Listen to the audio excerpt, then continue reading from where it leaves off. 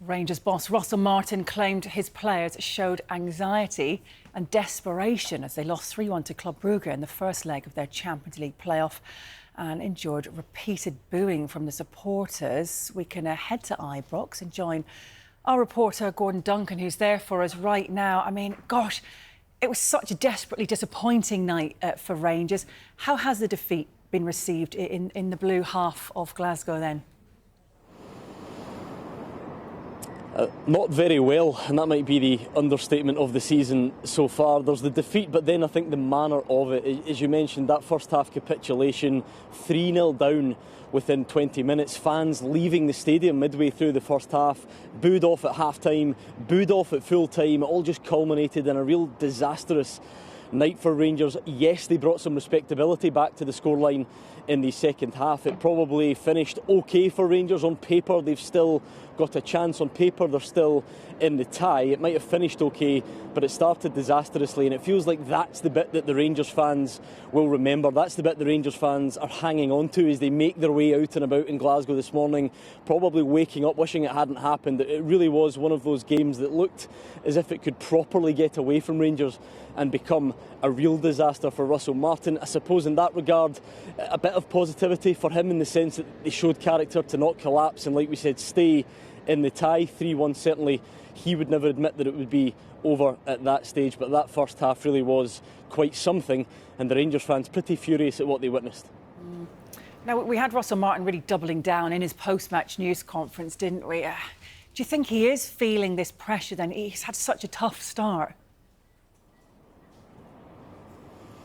He's under immense pressure in the eyes of the Rangers fans, that's for sure. You could probably take this way back to when Russell Martin was appointed. He wasn't a universally popular appointment. That puts you maybe at a bit of a false start in the eyes of some fans. You've got some ground to make up, but last night doesn't really sit in isolation. That's the problem for Russell Martin. Last night was the culmination of an already difficult start to the season. On paper, if Rangers fail to make the Champions League, that's not a huge black mark, that's not a disaster in itself, but when it comes on the back of a start to the Premiership season, in which you've gone to Motherwell and dropped points, you've welcomed Dundee here and dropped points, you've not looked too convincing against Alloa in the League Cup, you've maybe not even looked convincing in some of the previous European wins as well, then that makes results and performances like last night sting that bit more. So Russell Martin was already up against it a little bit going in to last night. It feels like football is moving quicker and quicker. Managers are always judged really quickly.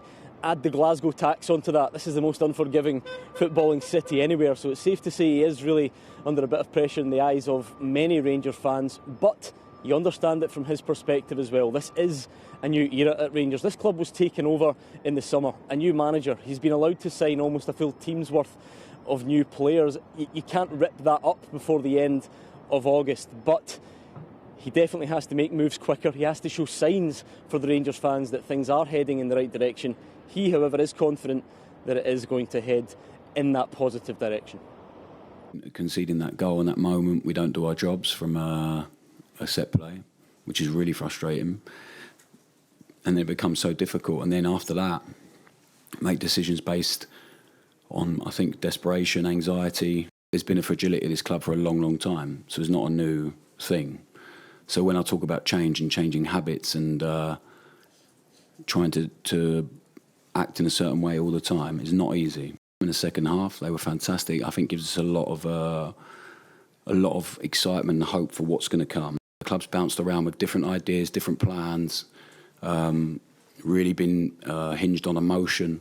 Now we have owners and leadership team that understand where the club's been and where it's at and where it needs to go to, but they also understand that's not going to come without a bit of pain. And, I mean, look, you just wonder how they're going to pick themselves up, but they're going to have to go again. They've obviously got a game live on Sky at the weekend, haven't they, as well? It kind of looks like it's going to get a bit worse before it gets better for Rangers when you're looking ahead at what they've got in store. It is a very unforgiving fixture list. You mentioned the trip to St Mirren. That is a notoriously tough place to go. Rangers were going to postpone that game, then they withdrew the request to postpone it, so that goes back in. Then away to Bruges, we saw what they were capable of last night, and then it's the big one, Celtic coming here. That is a game obviously that everyone knows is worth more than 3 points. So it really is an unforgiving schedule. You throw into the mix two massive ties against Edinburgh's big sides in Hearts and Hibs as well. It does not get any easier. Russell Martin spoke about trying to turn a tanker here at Rangers. That's the analogy. He says it can take a while to turn. The fans want it to turn quicker. We'll find out what the response is on Sunday when they head to St Mirren, and you can see it live on Sky Sports.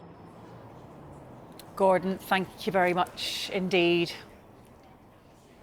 Yeah, you've seen it there, haven't you? That trip to St Mirren. Let's just bring it up for you in full. You can watch it from Sunday. All the coverage starts at 11 o'clock on Sky Sports Football.